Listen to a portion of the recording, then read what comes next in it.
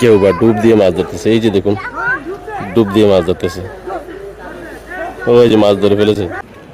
দেখুন সকাল সকালবেলা একটি ফিশারিতে প্রচুর মাছের আর দেখা মিলেছে। আর দেখুন প্রচুর মানুষ মাছ ধরতেছে, একবার লক্ষ্য করুন। আর মানে এতটাই দারুণ লাগছে। ওই যে দেখছেন কেউ দেশীয় টেড়া, তারপর হচ্ছে জাল, যে যার মতো মাছ ধরার যেই জিনিসপত্র থাকে সেগুলো নিয়ে চলে এসেছে মাছ ধরতে। দেখুন আরও মানুষ ছিল, ওই যে দেখুন ওই পাশে অনেক মানুষ আছে। তো কেউ মাছ ধরে নিয়ে গেছে, কেউ বা নামতেছে, কেউ বা ডুব দিয়ে মাছ ধরতেছে। এই যে দেখুন ডুব দিয়ে মাছ ধরতেছে। ওই যে মাছ ধরে ফেলেছে। কি মাছ জানি না, দেখে তো মনে হচ্ছে যে শোল মাছ, শোল না হয় গজার, দুইটার একটা হবে।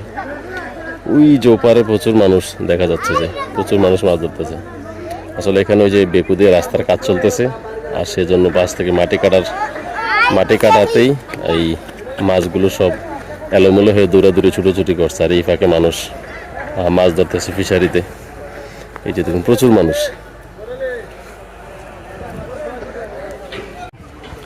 আর এই পাশে দেখুন যে প্রচুর মানুষ জড়ো হয়ে আছে। এখানে মনে হয় বড় একটি গজার মাছ পাইছে।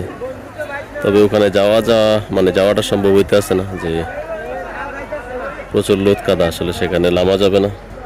তবে দূর থেকে আপনাদের দেখাইতেছি।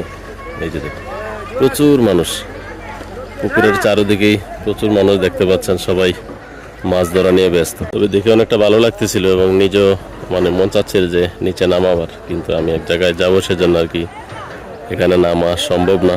আর প্রচুর ঠান্ডা পানি, আসলে সেজন্য নামাও হয়নি।